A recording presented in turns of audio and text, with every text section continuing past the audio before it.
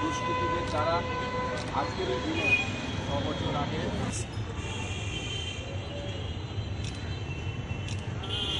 যাওয়ার জন্য হাতি দামা মুখ লাগিয়ে বীর সেনাদের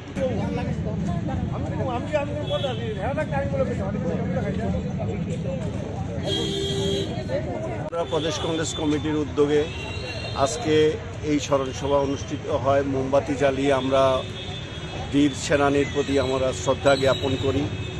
2019 সালের 14 ফেব্রুয়ারি কাশ্মীরের পুলওয়ামাতে আমাদের দেশের সিআরপিএফের 44 জন সরকারিভাবে 44 জন সৈনিক সেদিন আততায়ীর বিস্ফোরণে নিহত হয়েছিলেন এবং বেসরকারিভাবে প্রায় 70 জন সিআরপিএফ জওয়ান সেদিন নিহত হয়েছিলেন।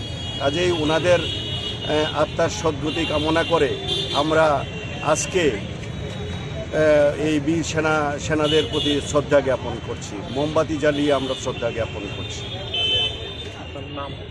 আমার নাম নিরঞ্জন দাস, ত্রিপুরা প্রদেশ কংগ্রেস কমিটির সদস্য। আমি এসসি চেয়ারম্যান, ত্রিপুরা প্রদেশ কংগ্রেস কমিটি।